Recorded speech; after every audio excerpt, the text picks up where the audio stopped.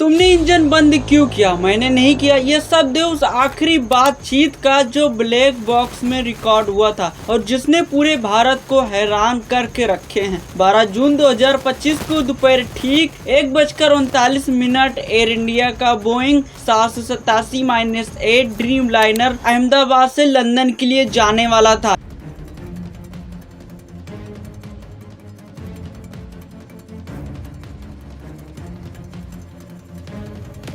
लेकिन हवा में उड़ते ही दोनों इंजन एक के बाद खुद पे खुद बंद हो जाते हैं। पायलट समझ नहीं पाता है ये सब कैसे हुआ और पूछता है तुमने किया? जवाब आता है मैंने नहीं किया। और सिर्फ 33 सेकंड के अंदर विमान जमीन से टकरा जाता है और 241 लोग की जान चली जाती है। जब ब्लैक बॉक्स की जानकारी आया तो उसमें जो रिकॉर्डिंग मिला उससे साफ हो गया ये कोई नॉर्मल दुर्घटना नहीं था। दोनों engine fuel cut off position में चले गए थे, वो भी बिना पायलट के किसी आदेश के। विमान का पावर पूरी तरह खत्म हो चुका था। Ram air turbine R80 active हो गया जो सिर्फ तब निकलता है जब प्लेन इमरजेंसी आखिरी स्टेज पर पहुंच चुका होता है। दोनों पायलट ने इंजन दोबारा शुरू करने की पूरी कोशिश की लेकिन तब तक बहुत देर हो चुका होता है। FAA यानी साल 2018 में वार्निंग दिया गया था कि फ्यूल कंट्रोल स्विच में लॉकिंग फेलियर हो सकता है, लेकिन एयर इंडिया ने उसे नजरअंदाज कर दिया क्योंकि वो सलाह था, कोई आदेश नहीं। ब्लैक बॉक्स ने ये नहीं बताया किसने गलती की थी, लेकिन ये जरूर बताया गलती जरूर हुई थी और वो भी टाला जा सकता था। अब सवाल ये है क्या इंसानी लापरवाही थी या फिर टेक्नोलॉजी का धोखा? आइए पूरी रिपोर्ट को समझते हैं एक एक सेकेंड के हिसाब से। तो चलिए शुरू करते हैं, लेकिन पहले चैनल को जरूर सब्सक्राइब कर देना।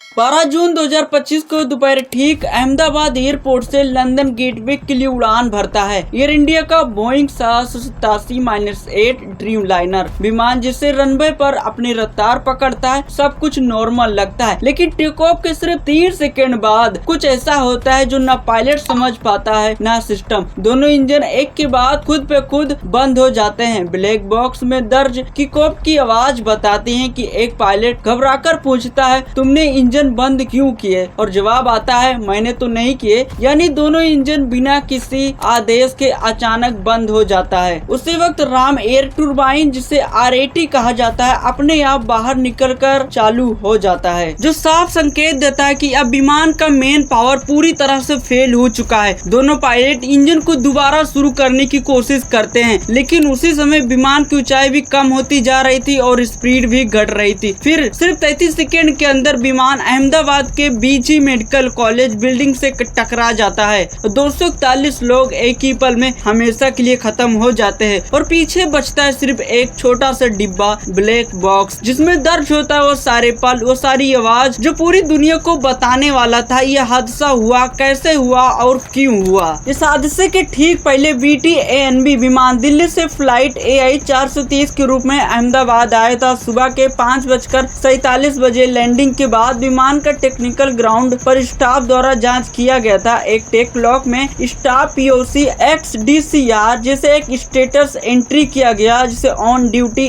ME एयरक्राफ्ट मेंटेनेंस इंजीनियर ने हल किए और विमान को 6:40 UTC पर अगली उड़ान के लिए घोषित कर दिया गया। कप्तान और को पायलट दोनों मुंबई बेस्ड थे और एक दिन पहले ही अहमदाबाद आ चुके थे। दोनों को पर्याप्त आराम मिला था। उड़ान से पहले दोनों पायलट को बर्थ एनालाइजर किया गया था और दोनों पूरी तरह से फिट पाए गए थे और एरोप्लेन में 242 लोग सवार थे। मौसम साफ था, रनवे सूखा था और टेक ऑफ की इजाजत भी समय पर मिल चुका था। प्लेन का वजन था 2,13,401 किलो, जो उस वक्त के लिए तय अधिकतम सीमा 2,18,143 किलो से नीचे था। यानी उड़ान के लिए हर चीज सही था, न खराब मौसम था, न कोई इमरजेंसी सामान था और न कोई खतरनाक माल। सब कुछ ठीक था। लेकिन सवाल ये क्या सिर्फ इतना सही होना काफी था? अब सबसे बड़ा सवाल ये, जब मौसम साफ था, पायलट के पास एक्सपीरियंस था और विमान टेक्निकल तौर पर उड़ने के लिए पूरी तरह तैयार था, तो फिर गलती आखिर हुई कहां पर? शुरुआती रिपोर्ट और ब्लैक बॉक्स की रिकॉर्डिंग से साफ होता है इस हादसे के पीछे किसी इंसान का सीधा लापरवाही का कोई एविडेंस नहीं मिला है। तो कप्तान के पास 15,000 घंटे का एक्सपीरियंस था, जिनमें 8,500 घंटे इस विमान मॉड्यूल पर था। को पायलट भी 3400 घंटे का उड़ान भर चुके थे, दोनों फिट और ट्रेंड भी थे। अब आते हैं तकनीक पक्ष के। FAA यानी पहले ही 2018 में एक स्पेशल एयरवर्दीनेस बुलेटिन जारी किए थे, जिसमें बोइंग के कुछ विमान में फ्यूल कंट्रोल स्विच के लॉकिंग मैकेनिज्म में प्रॉब्लम पहले ही बताया गया था, लेकिन चूंकि एक एडवाइस था इसीलिए एयर इंडिया ने कभी इस पर एक्शन नहीं लिए। प्राइमरी रिपोर्ट बताती कि दोनों इंजन का फ्यूल कंट्रोल स्विच बिना किसी कमांड के कट ऑफ हो गया था और शायद यही वजह से प्लेन क्रैश हो गया था। अगर उस